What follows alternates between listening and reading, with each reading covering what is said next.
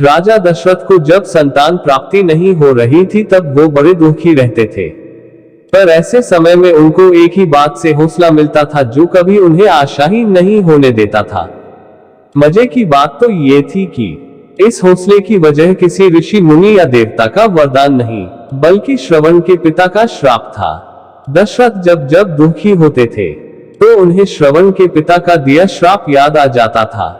कालिदास ने रघुवंशम में इसका वर्णन किया है। श्रवण के पिता ने ये श्राप दिया था कि जैसे मैं पुत्र वियोग में तड़प तड़प के मर रहा हूँ, वैसे ही तू भी तड़प तड़प कर मरेगा। दशरथ को पता था कि ये श्राप अवश्य फलीभूत होगा और इसका मतलब है कि मुझे इस जन्म में तो जरूर पुत्र प्राप्त होगा, तभी तो उसके शोक में मैं तड़प के मरूंगा। यानी यह श्राप दशरथ के लिए संतान प्राप्ति का सौभाग्य लेकर आया। ऐसी ही एक घटना सुग्रीव के साथ भी हुई।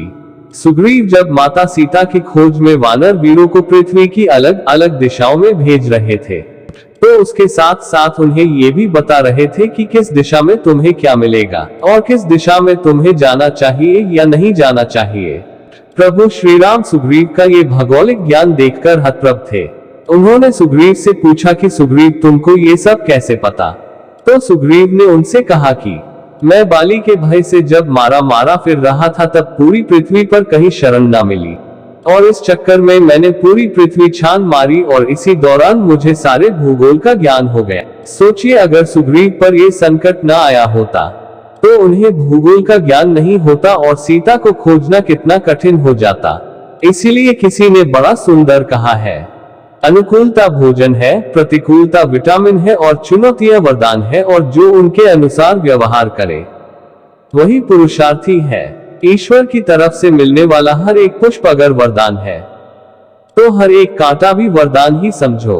मतलब अगर आज मिले सुख से आप खुश हो तो कभी अगर कोई दुख विपदा अड़चन आ जाए तो घबराना नहीं, क्या पता वो अगले किसी सुख की तैयारी हो। सदैव सकारात्मक रहें।